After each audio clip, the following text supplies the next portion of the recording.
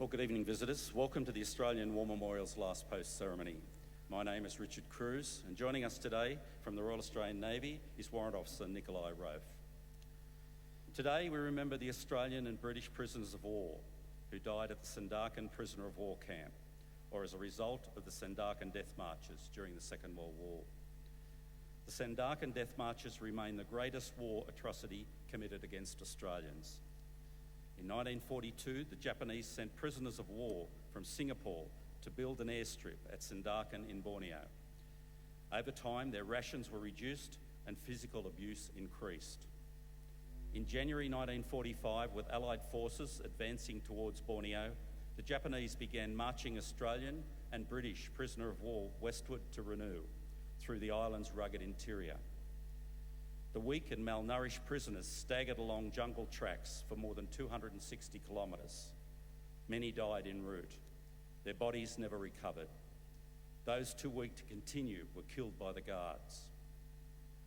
Of the 2,500 prisoners of war originally held at Sandakan, only 6, all Australians, survived the war.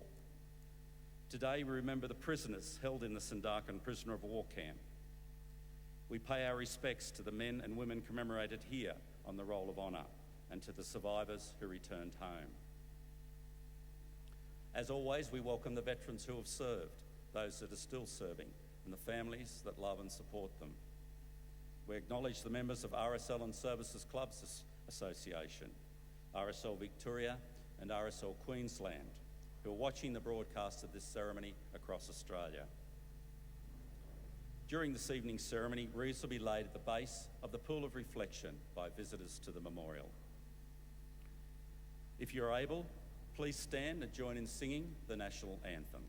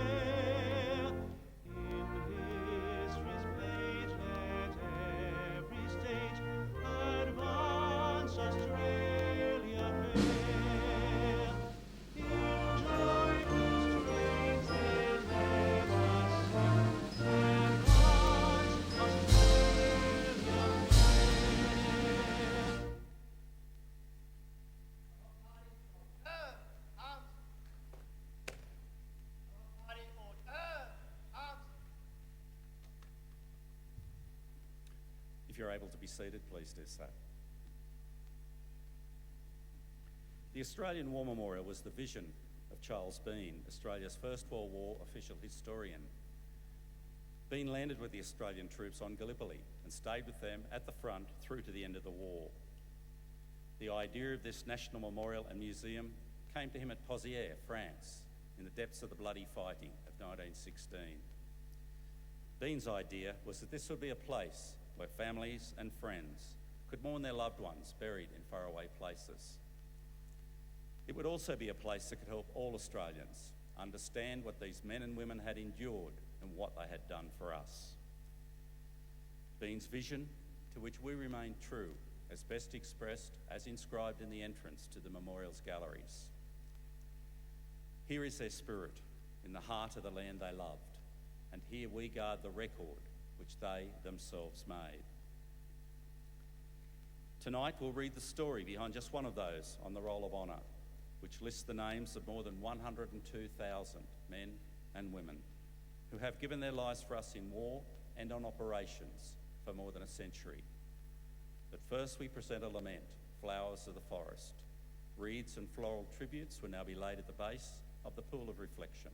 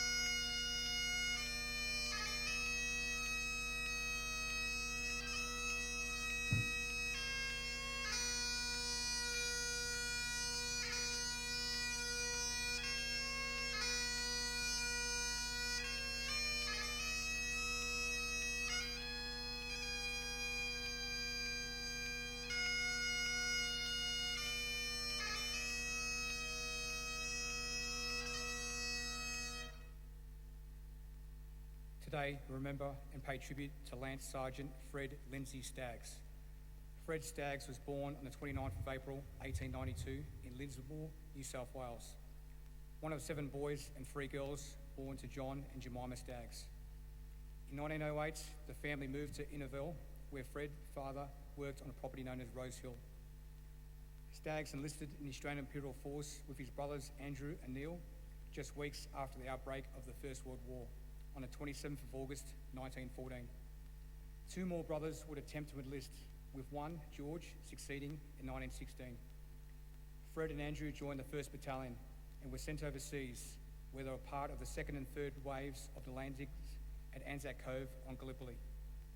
On the 19th of May 1915, Andy and Fred were in a line talking to each other when the Turks attacked, and Andy was shot through the neck. He was told to leave, and he got his wound dressed, but refused, remained in the front line to help carry ammunition. As he worked, he was hit again. Fred later wrote, "Thank God he never suffered. The end came quickly. Nobody can say he was anything but brave." Fred Staggs continued to serve on Gallipoli without interruption, and in September 1915 was appointed Lance Corporal, evacuating with the main force back to Egypt. He was shortly afterwards promoted to Corporal. He spent much of the first half of 1916 in and out of hospital with recurrent hernia, before finally being evaluated back to Australia in July and discharged from military service. In 1917, Staggs married Alice Grace Hart, and the couple had a number of children. A son, also named Fred, would go on to serve in the Second World War. In January 1939, Staggs was working as an engine driver when he joined the militia. He was promoted to sergeant before enlisting in the 2nd AIF in May 1940 at the age of 48. He lied about his birth date on the attention papers, listing his age at 35. Despite his age, Staggs served a number of units over several months without illness or injury. Before he left for overseas service with the 8th Division, he was one of 2 men farewelled by the local Return Services League. Major McPhee gave the toast, noting Staggs' strong character and work ethic. "I was immediately impressed by his sincere desire to do his job well. Now that he is in the AIF, his services will be all the more valuable to his country." In February 1941, Staggs embarked with the 2nd 18th Battalion aboard the famous ocean liner troop ship, the Queen Mary. On arriving in Singapore, he was confirmed in the rank of corporal. When Japan entered the war later in the year, the Malayan Peninsula was invaded, and from mid-January 1942, the units of the 8th Division were involved in fierce fighting. On the 15th of February, after the Japanese had taken Singapore Island, the Australians surrendered, and Fred Staggs was among thousands who became prisoners of war. The Japanese soon called for working parties to build an expanding infrastructure across their empire. In July, B-Force was formed at Changi prisoner of war camp, and among them was Fred Staggs. The men volunteered, assured of better food and conditions, but found themselves on a hellish sea journey to Borneo, crammed in the cargo holds for 11 days before Sandakan. Though initially bearable, conditions in the camp deteriorated into some of the most worst experienced by prisoners of the Japanese. Prisoners, including the 6, were forced at gunpoint to work on the construction of a military airstrip and were often beaten by their captors. Illness and death ravaged the camp, and food was scarce, and by January 1945, the prisoners were fending for themselves. The completed airfield was soon destroyed by Allied bombing, and between January and March 1945, some 450 of the fittest prisoners were ordered to march west to Renau, a distance of around 260 kilometres. All were suffering from malnutrition and some from disease. The march was horrendous. The Japanese guards refused to let the prisoners rest, and those too sick or weak to continue were left behind to die. Fred Staggs was reported to have died on the march. On the 31st of March 1945, he was 52 years old. For years afterwards, Fred's loving wife, Alice, and his family would honour his memory on the anniversary of his death with tributes in the local newspaper. Lance Sergeant Fred Staggs is commemorated on the memorial at the Labuan War Cemetery in Malaysia. His name is listed on the Roll of Honour on my left. among almost 40,000 Australians who died while serving in the Second World War. His photograph is displayed today beside the pool of reflection. This is but one of many of the stories of service and sacrifice told here at the Australian War Memorial. We now remember Lance Sergeant Fred Lindsay Staggs, who gave his life for us, for our freedoms, and in the hope of a better world.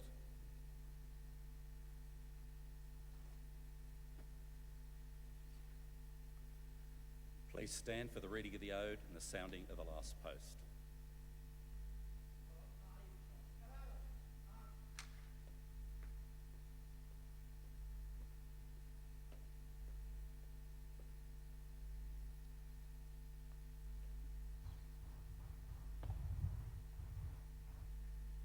They shall grow not old, as we that are left grow old. Age shall not weary them, nor the years condemn. At the going down of the sun, and in the morning, we will remember them. We will remember them.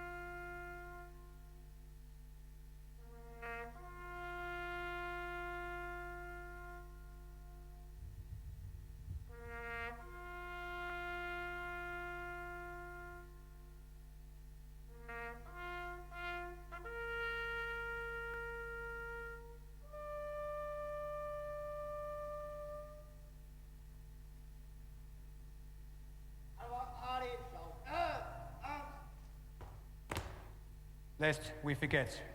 Lest we forget.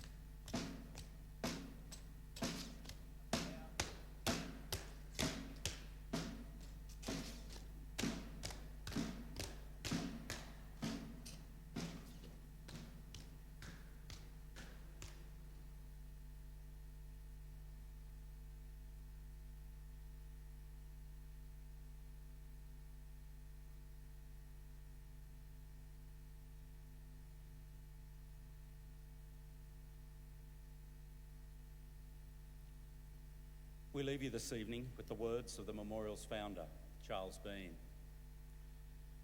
Many a man lying out there at Poziere or in the low scrub at Gallipoli with his poor, tired senses barely working through the fever of his brain has thought in his last moments, well, it's over. But in Australia, they will be proud of this. Ladies and gentlemen, girls and boys, that concludes this evening's last post ceremony. We thank you for visiting the Australian War Memorial and wish you all a very good evening. Thank you.